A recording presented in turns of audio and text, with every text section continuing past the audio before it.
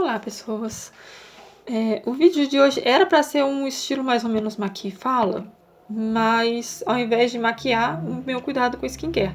Só que eu tô tentando gravar já tem quase meia hora e eu acabei a skincare inteira antes de conseguir um resultado razoável no vídeo.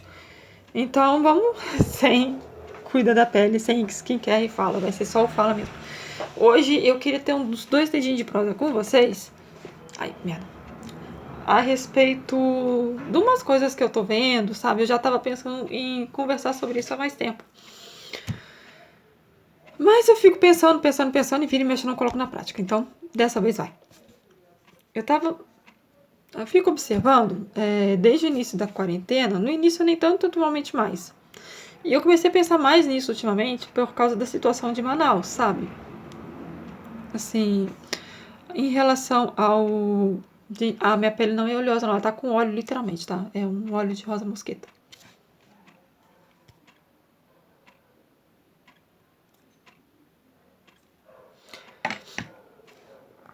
Mas voltando, a situação de Manaus, eu lembro que eu tava vendo o Jornal Nacional há umas 2 semanas atrás e eu fiquei muito assustada com o que eu vi em relação a Manaus.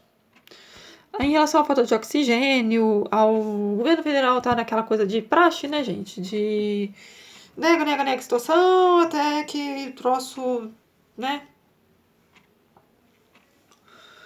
E aquilo me assustou muito, sabe? E o que me deixa preocupada é todo mundo, ou quase todo mundo, pelo menos quem está se informando pelas redes oficiais, seja pelo jornal, seja pela internet, mas por canais de informação mais oficiais, assim, não do oficiais do governo, tá, gente? Tô falando oficial, tipo Jornal Nacional, Jornal da Band, o Theo da Atena, por jornais assim, não por uma mídia extraoficial. E a gente viu Manaus evoluindo até chegar ao estado em que chegou. A gente viu o estado do Amazonas evoluir até chegar nesse ponto. Não foi um negócio que aconteceu assim da noite pro dia, sabe? Aquilo evoluiu. A gente viu os protestos dos comerciantes porque queriam tudo aberto. A gente viu as pessoas aglomerando para comprar presente de Natal. A gente viu os casos das pessoas aglomerando dentro de casa. A gente viu os casos das pessoas aglomerando realmente. E uma coisa que eu fico meio ao mesmo tempo preocupada e triste porque não é só lá. Sabe, a gente viu isso acontecer em Manaus, a gente viu o resultado que isso teve e a gente vê um monte de lugares, um monte de outras cidades, um monte de outras famílias tendo exatamente o mesmo comportamento, mesmo sabendo quais são as consequências desse comportamento. Aí eu fico me perguntando o que leva essas pessoas a fazerem a mesma coisa esperando um resultado diferente. Porque até onde eu sei, isso é definição de loucura, tá? Você fazer repetir a mesma coisa várias e várias vezes, esperando um resultado diferente. Provavelmente vai ser o mesmo resultado que você vai obter. Aí, assim, eu fico refletindo, sabe? Que às vezes eu perco o sono e eu fico pensando nisso. Do por que as pessoas não respeitam o isolamento, por que disso tudo, sabe? E assim, eu tô falando a respeito do isolamento, aquelas pessoas que realmente não têm que sair de casa pra trabalhar, tá, gente? Não tô falando daquelas pessoas que têm que sair de casa pra trabalhar. Nesse caso não tem alternativa, tem que furar mesmo. Não tem jeito. Só não tem outra alternativa. Mas eu tô falando daquelas pessoas que têm a opção de ficar em casa e não ficam. Ou então forma aglomeração na praia, forma aglomeração dentro de casa, forma aglomeração no mercado, forma aglomeração pra tudo quanto é lado. E eu cheguei a algumas conclusões. Um deles é o processo de negação. Não estou falando dos negacionistas que não acreditam na vacina, falando que não tem comprovação científica, mas tomam cloroquina que também não tem comprovação. Então, assim, você pode falar, meu pai, minha mãe, não sei quem lá tomou e funcionou. Beleza, gente. Quando você fala que algo tem ou não comprovação, você não pega só uma, duas, três, meia dúzia de pessoas, taca o remédio em cima e fala, opa, funcionou. Você tem que ter um grupo controle. E o grupo controle para uma cloroquina da vida seria pacientes com Covid tomando cloroquina e pacientes com Covid tomando placebo. Isso, se fizeram esse teste, foi daí que tiraram a conclusão de que não tem comprovação científica. Aí eu posso falar, mas funcionou para fulana de tal que é minha conhecida. Cara, para uma conhecida minha também funcionou, mas ela tem ansiedade, então a gente não sabe se a falta de ar que ela estava sentindo era em decorrência do Covid ou se era em decorrência da ansiedade, mesmo porque ela teve efeito, assim, 10 minutos depois que tomou o comprimido, gente. Então, assim, não deu tempo nem da bodega do comprimido ser digerido no estômago. Mesmo porque ele é manipulado, tá? Então ele tem que ser digerido no estômago para ser absorvido no intestino e ser sintetizado no fígado. 10 minutos não dá tempo para isso. Então pode ser que no caso dela tenha sido o efeito placebo. Mas voltando, eu não tô falando desses negacionistas, não. Eu tô falando daquelas pessoas que seguem aquela lógica de que tal coisa não vai acontecer comigo. Tipo, meu vizinho fez isso e se lascou. O fulano lá fez isso e se lascou. Mas eu vou fazer a mesma coisa porque isso não vai acontecer comigo. Cara, tem muita gente que segue essa lógica. E, por exemplo, a gente vê acidentes de carro que acontece desse jeito. Ou mulheres que são mortas por ex-companheiros porque elas não acreditavam que aquilo ia acontecer com elas. Gente que bebe e sai dirigindo e atropela, bate num poste, bate num outro carro, mata alguém, ou acaba morrendo, ou acaba ficando com sequelas pro resto da vida, porque a pessoa acreditava que isso não ia acontecer com ela. Tá? Então, essa da lógica de isso não vai acontecer comigo, me recuso a acreditar que isso vai acontecer comigo, ela é furada. E ela já é comprovadamente furada. Outra coisa que eu pensei, e eu vi isso no Instagram, eu não lembro de quem, tava falando que o cérebro humano, ele não é preparado para passar por muito tempo de perigo. Ou seja, a gente tem uma reação para ameaças, mas se a ameaça se prolonga por muito tempo, o nosso cérebro inconscientemente diminui ela. Ou seja, a ameaça do Covid, que todo mundo estava levando como muito grande no início, ela, com o passar do tempo, o nosso cérebro pode automaticamente ir diminuindo ela. De modo a achar que não, talvez não seja tão perigoso assim. Não tô falando que eu não acho que seja tão perigoso assim. Eu acho que é perigoso. E, gente, isso... Uma parcela das pessoas que estão fazendo isso pode ser por isso aí. Tá? Outra coisa que eu tava pensando é... A gente normalmente não é ensinado a pensar nas consequências das coisas que a gente faz. E é bem provável que uma boa parte das pessoas que estejam aglomerando nas praias e tal se encaixem nesse grupo. Além da falta de informação e da quantidade de fake news que está circulando, como se você estivesse num lugar aberto, o vírus não vai se propagar. Gente, o vírus não é tão inteligente assim não, tá? Ele não sabe a diferença entre o seu quarto, a sua sala lotada e uma praia lotada. Se tiver uma pessoa muito perto de você, ele não vai fazer diferença. Ele não é tão inteligente, ele não tem cérebro, gente. Pelo amor de Deus, vírus é só um pedacinho de molécula de DNA ou RNA e uma cápsula de proteína. Ele não tem capacidade de pensamento. Ele não vai concluir, olha, agora a fulana tá com mais 20 pessoas dentro de uma sala de 4x4, ou a fulana tá com mais 20 pessoas na praia e tá cada um a meio metro um do outro.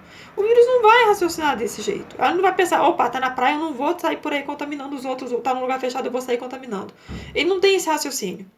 Então, tá muito perto, ele foi expelido. Porque quando você tosse ou você espirra, você consegue expelir o negócio a 1 metro da sua frente, no mínimo.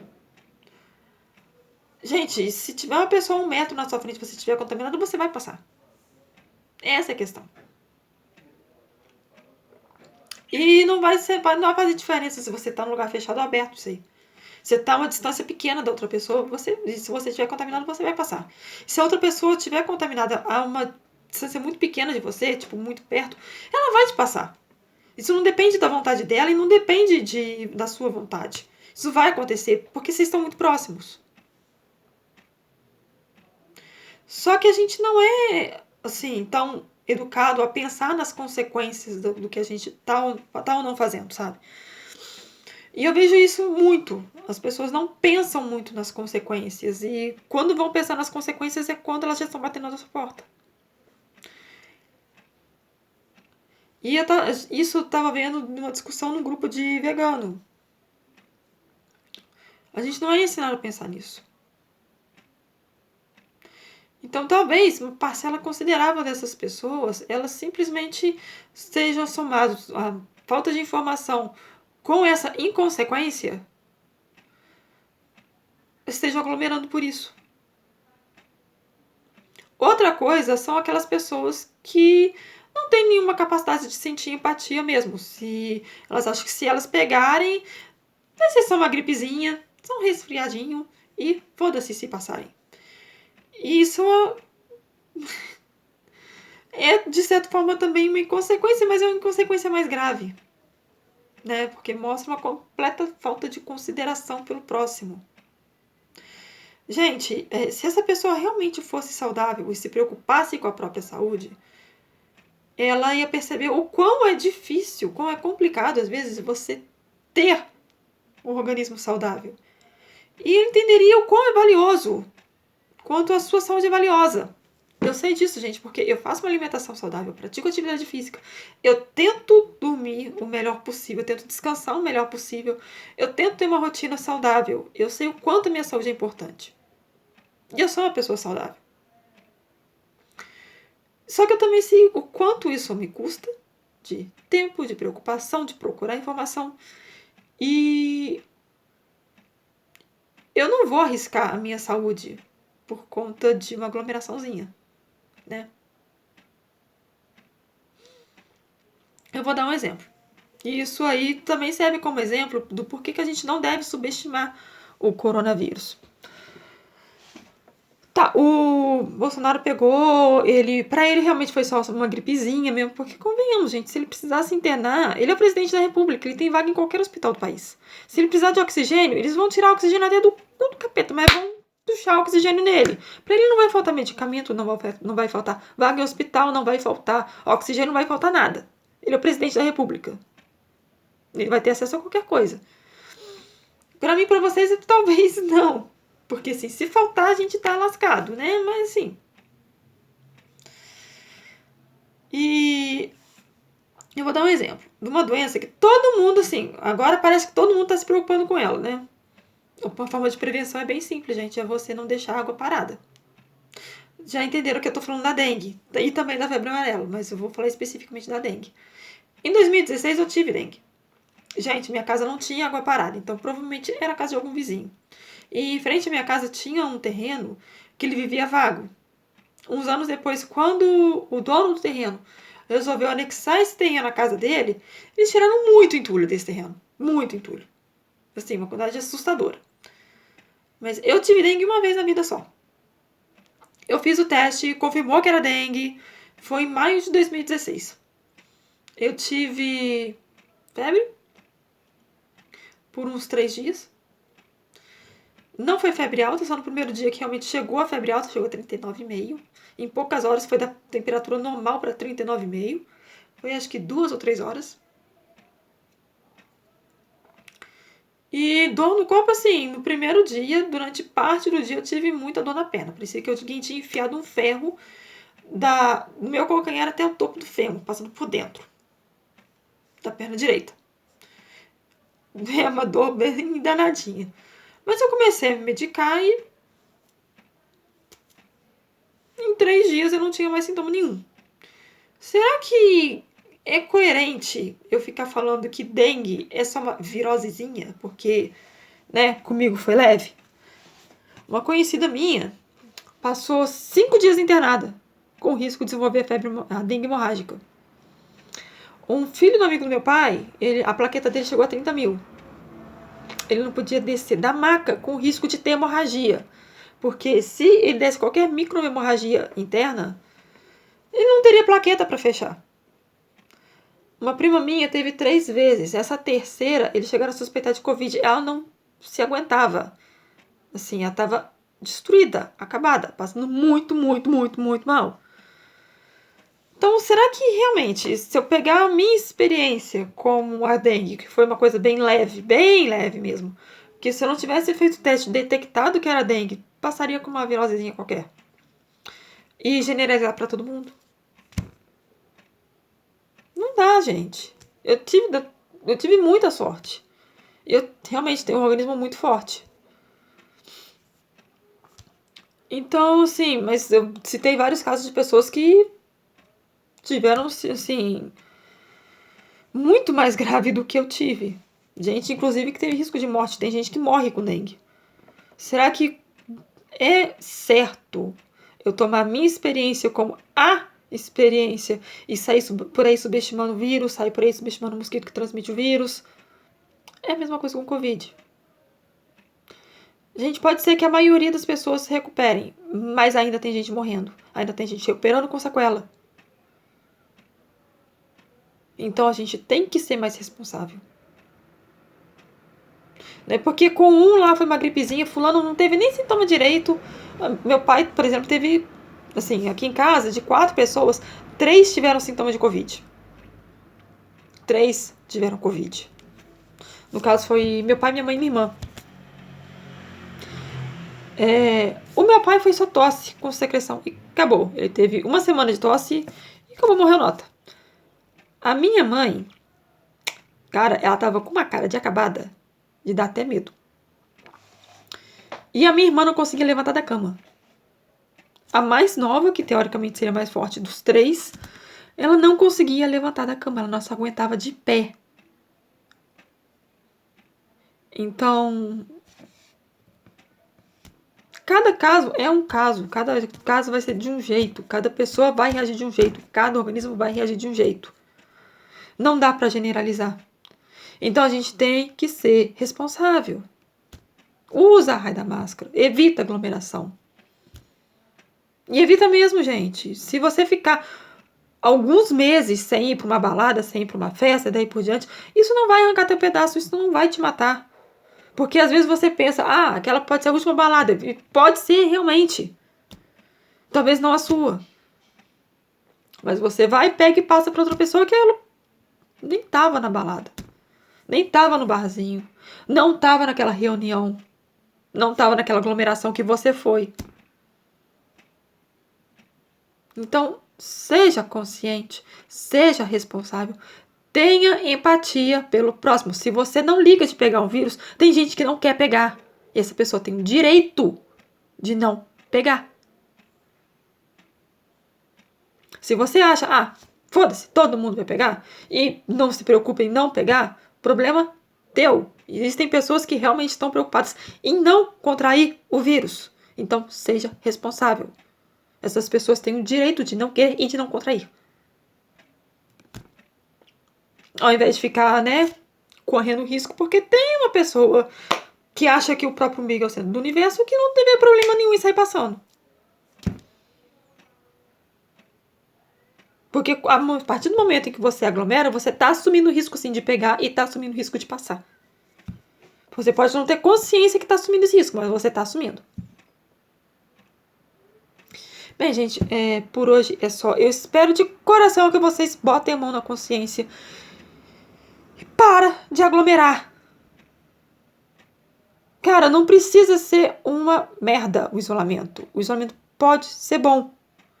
Só pensa no que você pode fazer enquanto tá isolado.